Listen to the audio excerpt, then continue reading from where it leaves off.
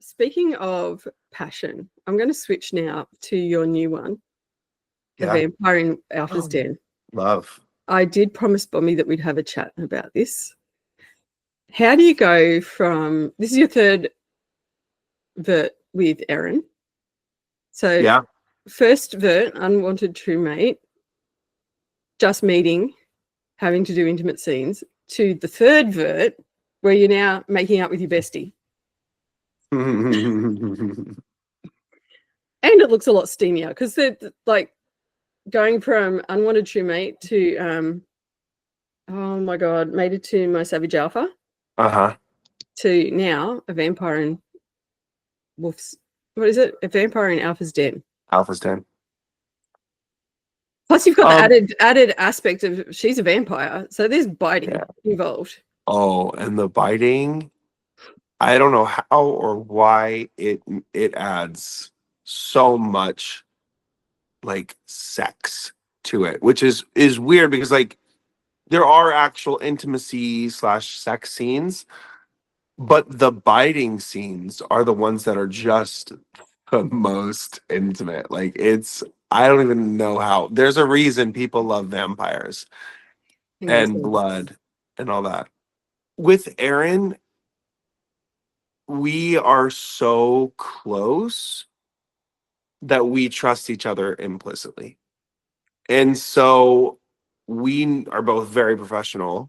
And so we know what it is that we're supposed to do in order to get the scene to make it look as good as possible. And so when we were in Kansas City, it was like we were on a bestie vacay, but also like we had this chance to just create something beautiful. And so every intimacy scene, it was just we were locked in with each other. It was easy for the intimacy coordinator because she was super sweet, but she basically just checked in and made sure that we were okay and then let us play. And that's kind of I think the best way to go about it. And I get it, some people can't do that. And that's okay. You have to have everything structured out explicitly, especially if a female co-star doesn't feel comfortable with someone.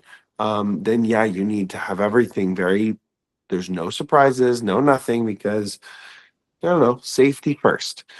But when there is just that implicit trust and connection, synergy, energy, and even chemistry, like sexual chemistry, because like we are, attractive humans, like pretending to be in love with each other, and so it's not that hard to find that passion in those moments. And so it really just comes down to safety and connection. And honestly, if anything, being in our third vert together, it's made us even more stronger as scene partners, stronger as intimacy partners. Yeah, I actually had someone send in a question. It says that you're known for creating a safe space for your co-stars, which we know. Has there been a moment in production when your protectiveness was triggered? Like, yeah, there have been moments. CayBears have to come out. Yeah. There have been moments when something that I was asked to do felt a little too much like non-consent, either on like my end, or if my co-star has felt like, hey, I don't think this doesn't make me feel comfortable, and they'll say it but don't get heard. And so then K-Bear comes out and says, hey y'all, I don't think this is going to work because X, Y, and Z. And I never make it about them, but I always like try and just I take it because, as sad as it is, a male voice often gets heard more. And so I use my privilege to benefit my co-stars. And yes, I have had to use that on occasion. And that's so appreciated. And that's why there's a lot of vertical actresses that want to work with you. The word has spread that you are the best, Oh. the safest. Yeah, that's They all if that is my legacy, I will gladly accept. Yeah, I have a few questions from the fans from Team Cayman. It says, Yeah. if you could pick the genre or style of your next vertical, what would it be? I get asked this question a lot, and I think I'm back and forth between two. I would want to be like, this is gonna sound great. Well, I would love to do like a psychotic, like villain slash you think he's good type of thriller horror. Ooh, I know. It I would be think that so would be fun. good. It would be so good. It'd be scary. Um, because I know I could go really deep into that. And show range. But then also I really want to do like a high fantasy, well done period slash magic piece, like something that incorporates like act like I don't know if you ever saw The Witcher or but see those are going to be harder for verticals because that's a lot more budget and we don't really have that budget on verticals. No, So budget and time. but something along that line, a period piece that's like pirates would be really fun, or a cowboy because I want to be a country singer cowboy, and I want to sing my country songs. Oh, sorry. Okay, I'm filing that away. Filing that away for later. Oh, everyone wants to know, do you actually know how to work on cars? I know you're a Boy Scout. I know you can sing and dance and do all these other things. Every time I say something, you're like, yes, I can do that. Can you work on a car? I have had to and know how to change tires. If needed to, I could change brakes. And I can also change oil if I needed to. I don't. I get somebody else to do it. But that's the extent of my car knowledge. Oh, I can refill like the fluids, like the wiper fluid, the coolant, and that kind of stuff. Because just growing up having a car that needed constant like support in high school, you know, you just learn how to do those things. Um, because you're on the side of the road and you have to learn in the moment. What was your first car? I bet it wasn't an Aventador. No, my first car was this Infinity i30. It was like an older, like a 90s version. Trying to think like 90, like it was like my age basically. Um, and it was nice. Like I liked it. It wasn't like I mean, obviously it's an Infinity, so it was like a more higher tiered car, but like it was old enough that it was cheap. So it was nice. When that one broke down, I ended up getting like what was my next car?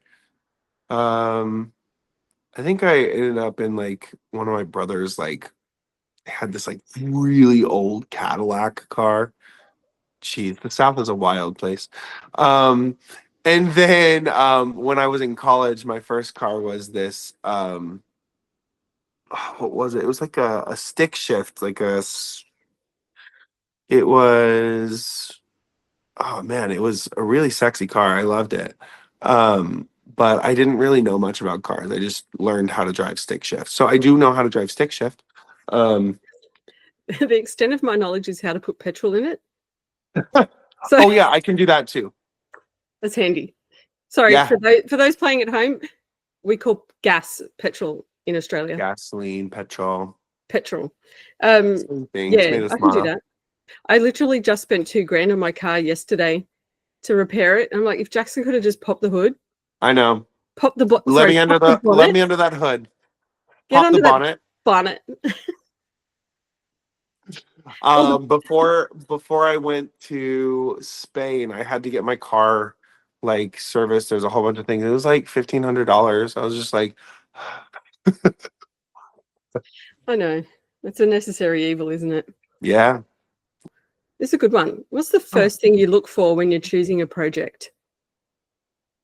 That's a great question. I like unique, not as few.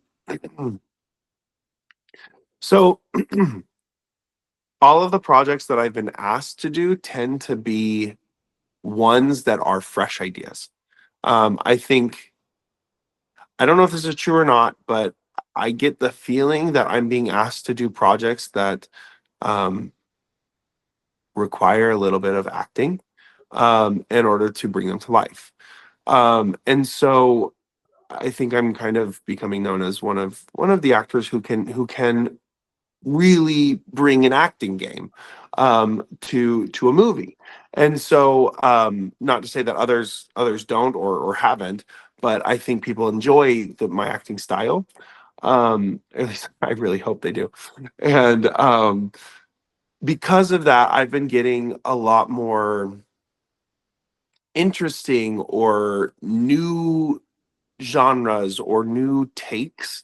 Like this most recent one that I just filmed is a drama box, and I was told that the writers kind of had me in mind when they were writing it as the lead, and that they asked me immediately after finishing if I could do this. And fortunately I could, but it's a take on Love Island meets Too Hot to Handle in vertical scripted format. And so it's like a parody of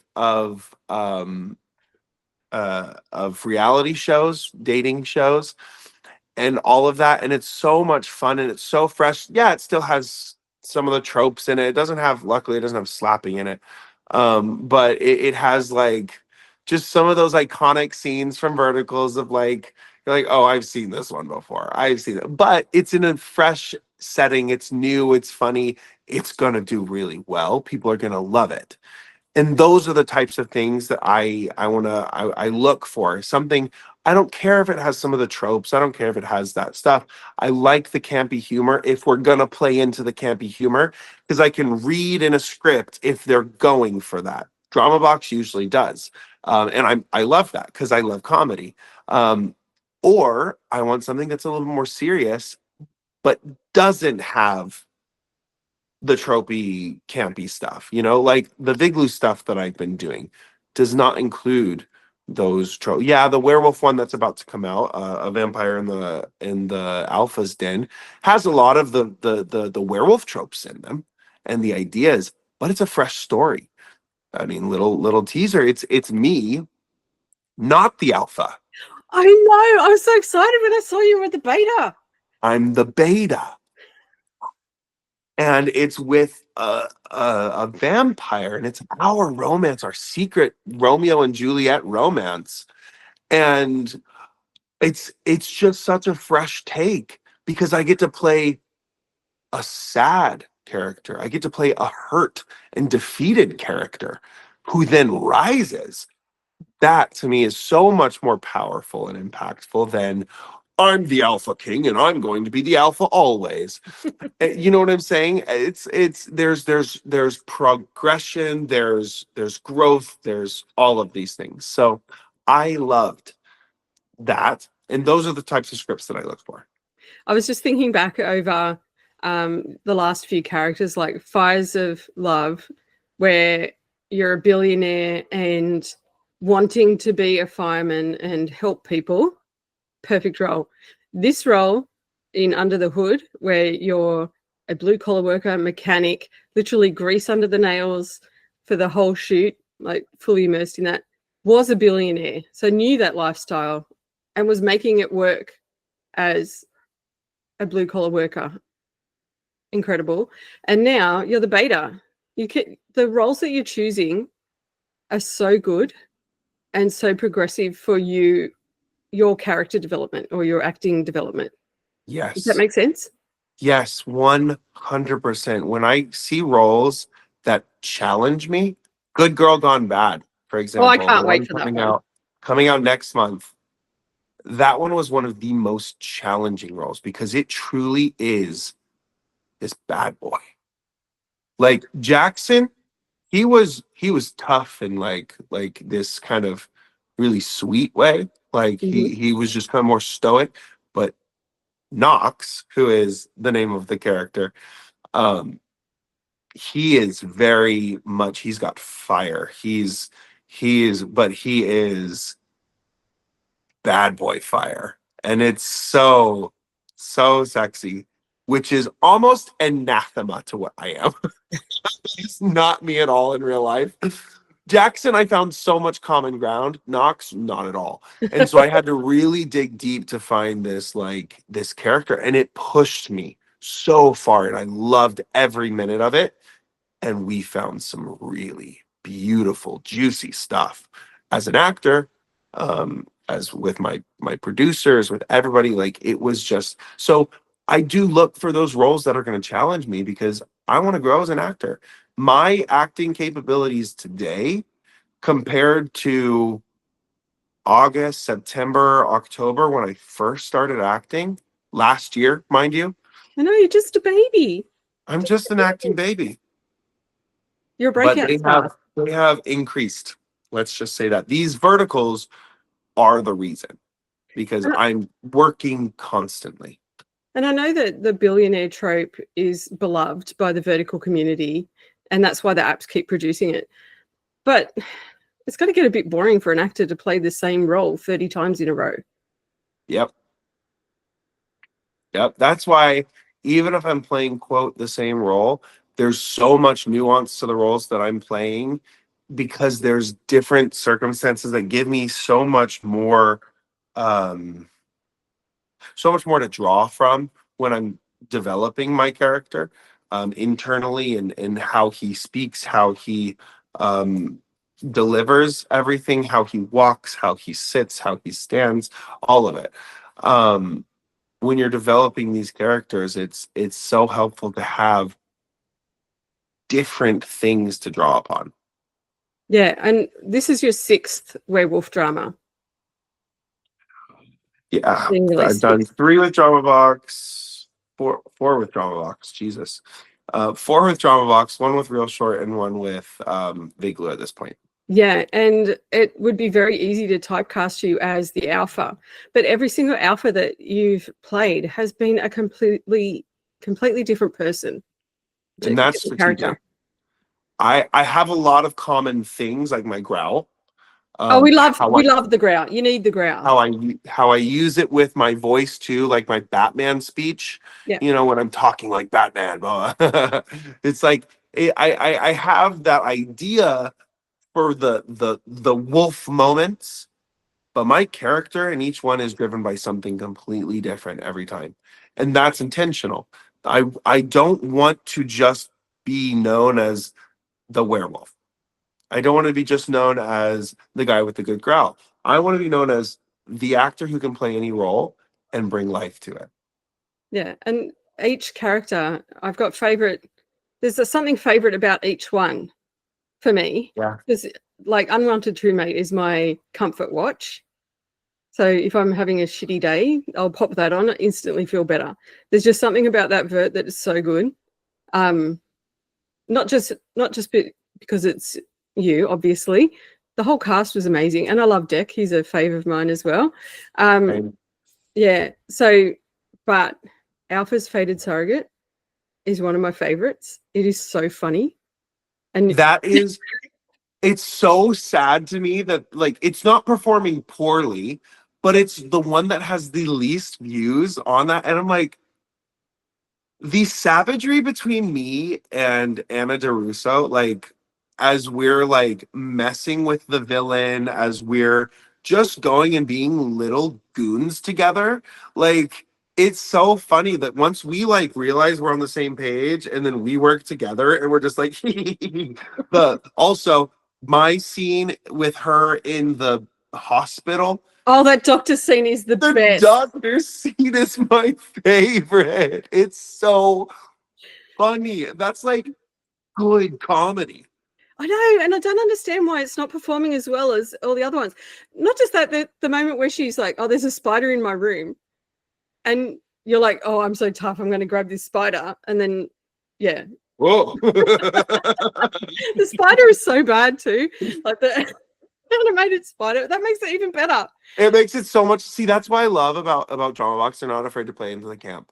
Yeah. They play to it so well, and it's so funny. And so they spend a lot of time on editing, not to make the editing like perfect, but to make sure that the choices they make are good and funny Yeah. and I love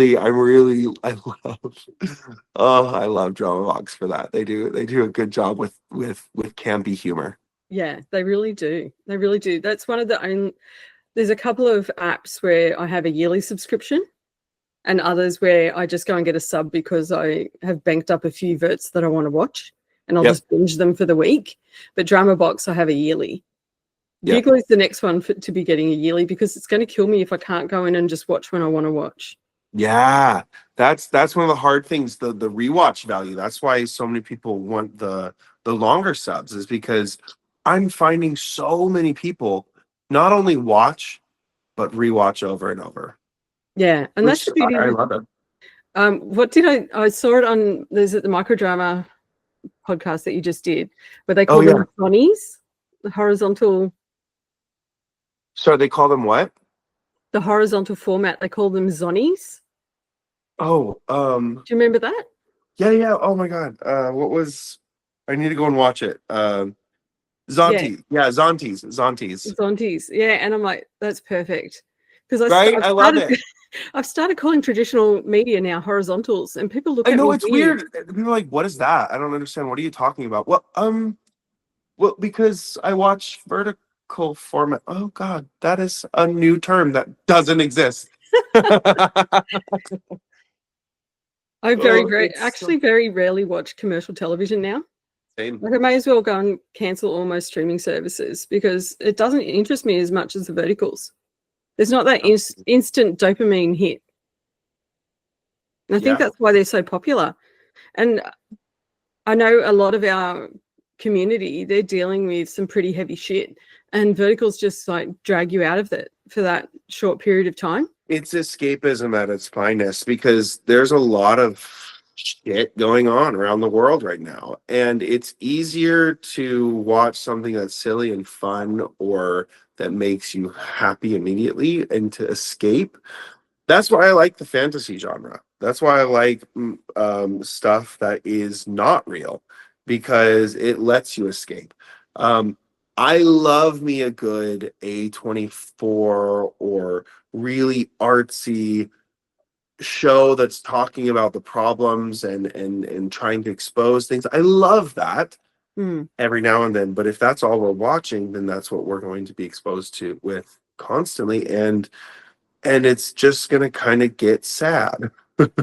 Whereas if I can just be, for example, with Under the Hood, I can just show people what a man could and should be like, Mm.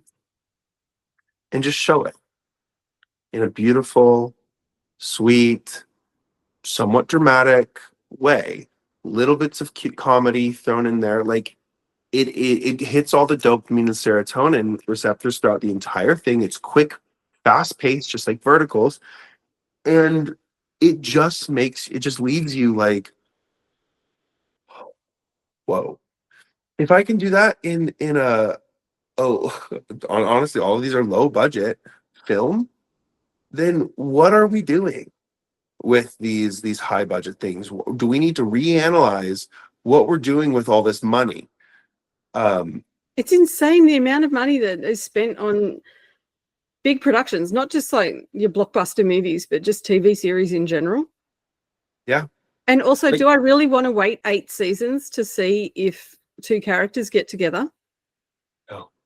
No, I just want it done. I watched 911. I've been waiting for Buck and Eddie to pash for 8 seasons. I love that. Come on, dude, just get it. Just Anyway, get it. just get it. So yeah, there's that level of satisfaction that it's done. Going back to the Under the Hood, I have to say I'm so pleased that it didn't end with a proposal. Yeah. Yeah. No, it ended. It's so real for that. Yeah. Like, we're not gonna like ask to marry each other within the first whatever. We're gonna work on our relationship. We're gonna like she was just married. Why would she want to be married again?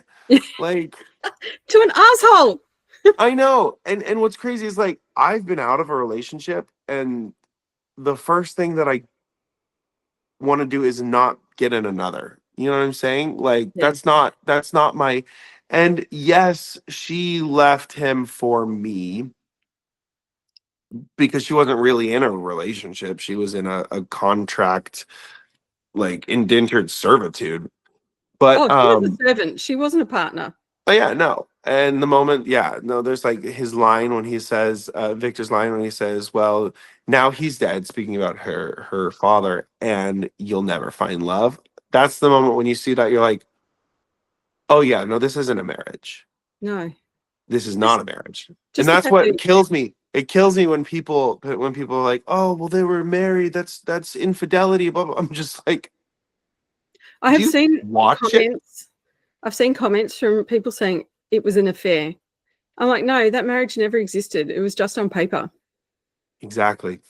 Exactly. And I think there's a difference between men having an affair and women having an affair, where women have an affair because it's an emotional need, whereas I think sometimes men, it's more physical, Hmm. a physical need. So for Celine, it made complete sense because she had just been, was it 10 years they were married? In this loveless marriage that she had hoped for in the beginning. I found that really interesting that when she said Yeah. that like she had hoped that there would be more. Yeah. So there must have been some redeeming feature about Victor at some stage. You Kudos to know, Nick. He played that so well. yeah, Yeah. But he's very good as the villain. And his lips were so red, like in like the prettiest way. Like I don't even know how weird. You just notice it, you're like, wow, huh. was he You drinking have the red really wine? I don't know. Like you have really pretty lips. Like I don't know how to describe it other than that. I'm like, huh. Let's address Team Cayman. Is there anything that you want to say to your fans? How are you coping with all this recognition now? Like people stopping you in the street? It's interesting. Like I've had multiple occasions just being out in the wild, in which it truly feels like Aline with her Vertalis Pokemon cards. It's like snapping a selfie with. Well, and Yeah. I'm like, it kind of feels like that. Where it's like, oh, you found me. That's I'm going to here. happen more and more often. So Oh, you're I going to have know. to like make sure you're looking good all the time. You I can't go know. It's outside daggy scary. now. Well, I mean, I posted one of these videos on Facebook. The one it's like the scene where I come out under the car where she walks into the shop. I come out from under the car on the what'd you call it? The creeper. The creeper. When I came out on the creeper, and it's that scene, and then the subsequent like catching her in my little office. I posted that on Facebook. It has 2.3 million views. That's nuts. That's insane. Like I was like, wait, what? That, I posted that Friday, and then over the weekend it was just went. I was like, oh, okay. Well, that probably it probably has more views than the actual thing right now, which is crazy. But hopefully it's drawing more people because I put the link in the description. It's hard. I wish Facebook would allow to like put a link on the videos where you can click on it and whatever. Yeah. Um, but yeah, so more and more people are getting exposed to my work. I'm getting stopped for, oh, you were in Mafia Pilot Boyfriend. Oh, you were the werewolf ones. Oh, I just saw you in Under the Hood. Like literally on my way to my volleyball tournament this weekend. Somebody got off the plane. It was a flight attendant, and they said I had my headphones on. I was just like watching, Mm. or I was reading a review. It might have been Jen's or maybe Megan. I don't remember. But I was reading one of the reviews and I was like, oh, this is so sweet. This is so sweet. And then this person comes up to me, flight attendant. They said, hey, sorry to bother you. And I pull them, like, "Hey, what's up?" They're like, I was just watching you and Under the Hood." And it's somebody who's been a fan of, like, followed me for years because they knew me back when I was doing pageants with Mr. Supernational and Mr. Grand. Like that was in 2021, I think. And so it was just interesting that my reach is growing as an actor and as somebody that people recognize, and that's just I love it. I really enjoy talking with people, if you couldn't tell. And so I love the opportunities to take pictures, and I find it wholesome. I find it really sweet. I find it endearing, that I'm making an impact in people's life enough to the point where they feel like they'd like to talk to me, like in a real space, like, because it's not easy to talk to some random stranger, No, especially knowing that they don't know you. But it's like I'm impacting people enough to where they are getting um the motivation enough to go and talk to me. And that's something that I really admire in people, when they're not scared to the point where they can't talk to somebody, but they feel that they can't. I don't know. I love it because I feel like it's empowering feeling. Because every time I talk to a random stranger or a person, I love it. And I just wish other people would feel comfortable enough to do that. And obviously, well, if I do anything that gets me in the big, wider scope, that's there's going to be a lot more to the point where it might be difficult to like live if that were the constant case. But I don't know, for now I'm loving where I'm at, where I can be an example for people but also just show people that I love them. that's so good. And I was nervous enough talking to you today, and we chat every day anyway. I know. Let alone just like a random Yeah. encounter in the street. So I can see it would become a problem. Some of your fans are really thirsty. Yeah. How do you feel about being a sex symbol? I mean, I love that. I think it's so fun. I think it's hot. I think it's sexy. It's when it's the stuff that some people say things like, you need to start an OnlyFans, or like really like saying like basically that they want more than what I'm giving. Yeah. And I'm just like, first of all, would you go up to a random person on the street that you thought was hot and tell them, "Hey, you're really sexy. You should do porn"? No, nobody in their right mind would do that to anybody. No. Like, like the thing that people will say is, "Oh wow, you're really like handsome. You should model. Do you model?" Like, and that's a normal thing to say. Mm. But to just tell somebody that they need to be a sex worker because they are physically appealing, that just blows my mind. And I find it so crazy. And then they like sometimes backtrack and justify it. They're like, "Oh, you don't have to show like nude stuff on OnlyFans." I'm like, Then why do you want me to have an OnlyFans? I'm already giving you plenty." Oh, I was Like, going to say you're already giving the milk away for that's what I'm free. saying. I'm already giving so much because I love you. But it's just so funny to me because I'm just like, so that's the stuff that I wouldn't even say bothers me, but just like makes me roll my eyes. Like, seriously, come on, have a little bit more tact, be a little more couth. But the, "Oh my god, you're so sexy," or this, or like, it's all compliments. Like, Yeah. that's kind, that's sweet. Like, or people say funny cheeky things about like something that I say because I say funny cheeky things, and I don't mind it because like I like playing a little flirty. Like, I'm a Gemini, of course I'm gonna flirt. Mm. Like, so yeah. I'm the reserved Pisces. Yes, we got I'm water over here. I'm just like the dreamy girl, always the Mm, creative one, thinking. I have so many. Okay, I need to choose my words here. So many thoughts about you, not in the OnlyFans way, but how I could write something for you to play. Like, I literally have 3 or 4 scripts in my head right now I for you. love it. But anyway, we'll see what happens. On this last one that I did, there's a scene in which I pull her out of the pool because she obviously can't swim and she almost drowns. Because girls don't know how to swim. And of Yes. course, it's just fact. But I pull her out of the pool. She's not breathing. And so I perform CPR on her because I'm not trained in this, but I'm just somebody who obviously knows how to do that. And after we got all the coverage of me and her like doing that, there was the other 4 in our ensemble cast who were like, they run over and are like, oh my goodness, is she okay? Like, blah, blah, blah, because they were the ones who caused her to fall into the pool.